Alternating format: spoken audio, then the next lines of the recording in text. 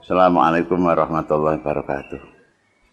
Bismillah, alhamdulillah, wassalatu wassalamu ala rasulillah wa ala alihi wa sahbihi wa mawala amma ba'du. Profil yang dibentuk ini adalah untuk mensosialisasikan Pondok Lirboyo sehingga akan lebih dipahami dan dikenal oleh masyarakat dan simpatisan Pondok Pesantren Lirboyo. Yang tujuan utamanya adalah ikut serta masyarakat mendukung dan mendoakan supaya Pondok Pesantren Lirboyo tetap menjalankan fungsi dan tugasnya sesuai dengan apa yang diharapkan oleh para sesepuh-sesepuh Pondok Lirboyo. Terima kasih. Assalamualaikum warahmatullahi wabarakatuh.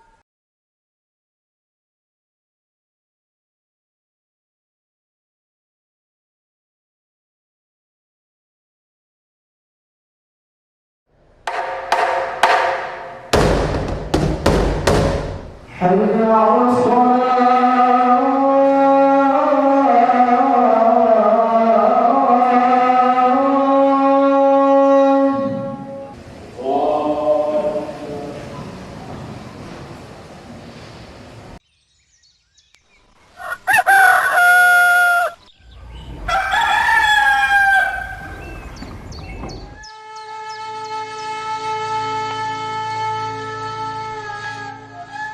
Selamat datang di Pondok Pesantren Lirboyo Kediri.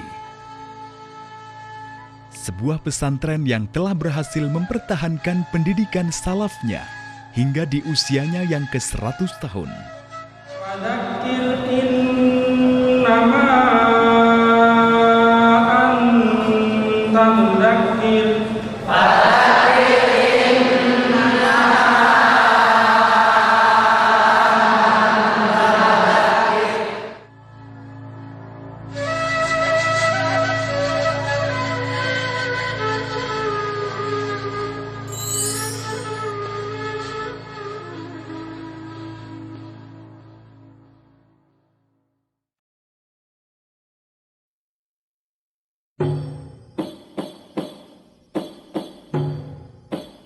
Pondok Pesantren Lirboyo didirikan oleh Kiai muda bernama Kiai Manap pada tahun 1910 Miladiah.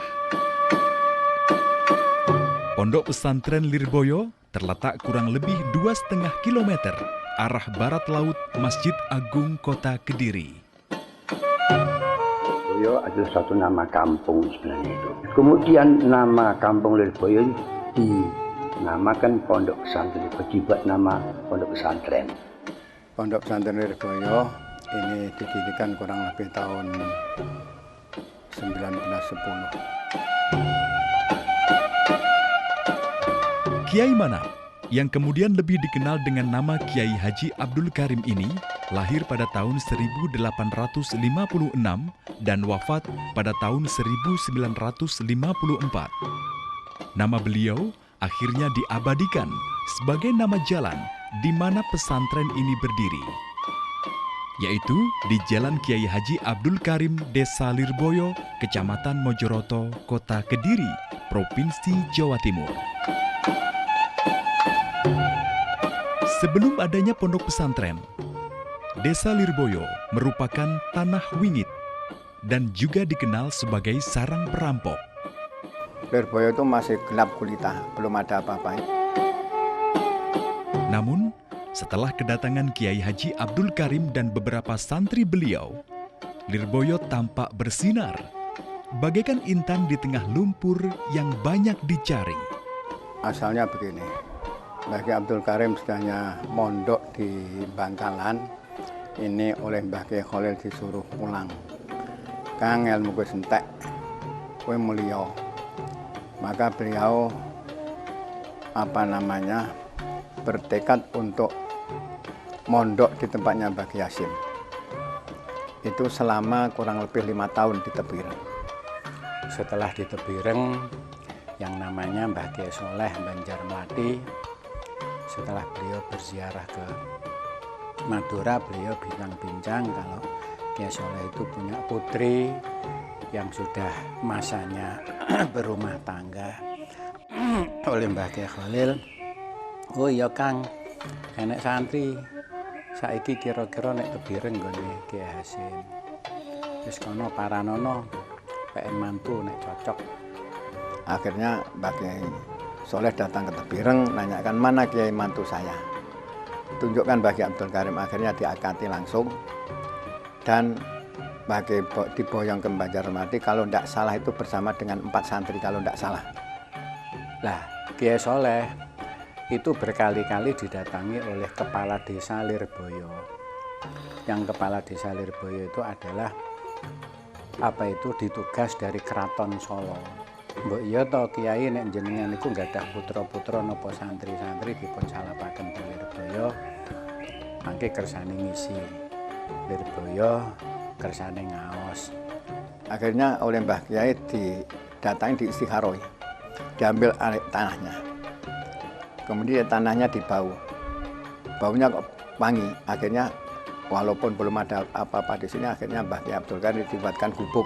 Besoknya Mbah Kiai Abdul Karim dibawa sini dengan diberikan nasi itu sak ceting dengan lauk pauknya sak cukupnya. Kemudian 3 hari mbahnya disusulkan ke sini. Lah Mbah Manap waktu itu sudah ada santri yang ikut ngaji di sana, kalau tidak 2 ya 4. Lah mulai saat itulah Lirboyo dimulai seperti itu. Mbah Abdul Karim pertama kali berada di Lirboyo itu memang betul-betul berjuang mati-matian, terutama dengan sendirian Mbah Abdul Karim itu. Jadi demikian cerita berdirinya Pondok Pesantren Lirboyo.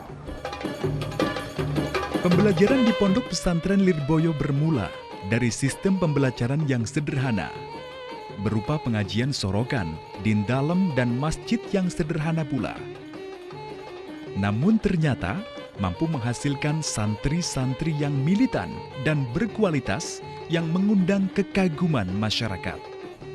Terus berjalan dengan pakai pengajian saja.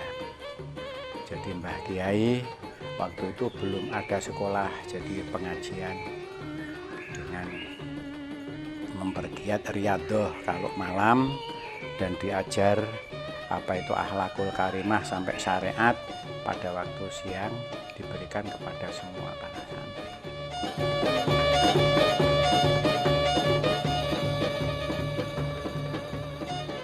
Dari sistem ini kemudian berkembang ke sistem klasikal, mengingat jumlah santri yang banyak dan berkemampuan berbeda.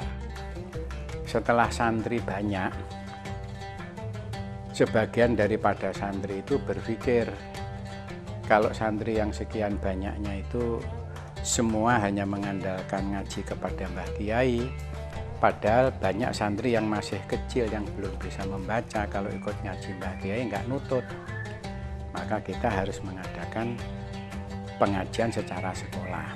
Madrasah itu sudah akhir tahun 31. Sebelum tahun 31 itu didirikan 2 kali tapi tidak bisa berjalan. Pas abahnya Gus Maksum, Mbah Kiai Jauhari, itu sudah berada di Lirboyo. Beliau ikut memegang tampuk pemerintahan pondok pesantren. Nah, beliau coba didirikan lagi sekolah itu.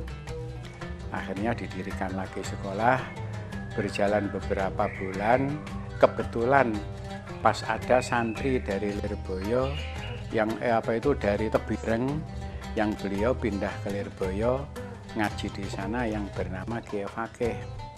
Akhirnya pada tahun 31 ini saya datang sini kepada Mbah Kiai Fakih. Mbah Kiai Fakih tamat dari Tebireng. Sampai di sini Mbah Kiai Fakih beneran Kang, iki bocah-bocah gurung iso nulis. Bocah sing gurung iso nulis ora ono nulis, ora disuruh bangun madrasah. Ya mulai itulah. Sehingga setelah Mbah Kiai Abdul Karim melihat bahwasanya madrasah itu manfaatnya besar, beliau menulis dengan tulisan tangan sendiri. Beliau mengatakan santri sing durung bisa maca, durung bisa nulis, wajib melu sekolah. Kemudian pada kalau tidak salah itu 42 apa 43 zaman Jepang itu. Nah, Mbah Zamros itu pulang dari Termas ke Lirboyo. Hasil yang dibawa dari Termas yaitu masalah musyawarah dan masalah kaidah sorfiyah. Jadi yang membawa musyawarah sampai sekarang ada musyawarah itu Mbah Zamros, hasil daripada Termas. Terus alhamdulillah sekolah berjalan seperti sekarang. Dalam mengelola pondok pesantren Lirboyo, Kiai Haji Abdul Karim dibantu oleh dua menantu beliau, yakni Kiai Haji Marzuki Dahlan yang lahir pada tahun 1906 dan wafat pada tahun 1975, dan Kiai Haji Mahrus Ali yang lahir pada tahun 1907 dan wafat pada tahun 1985. Setelah itu, Pondok Pesantren Lirboyo menjadi lebih agung dan anggun dengan bangunan masjid berpintu 9.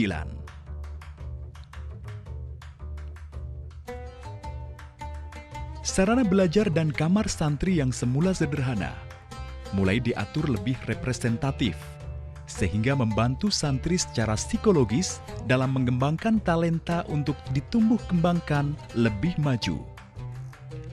Begitu pula manajemen pesantren mulai ditata. Sistem pendidikan dan pembelajaran yang tertib dan manajemen terarah itu mampu mengundang santri dari berbagai penjuru desa dan kota di Indonesia.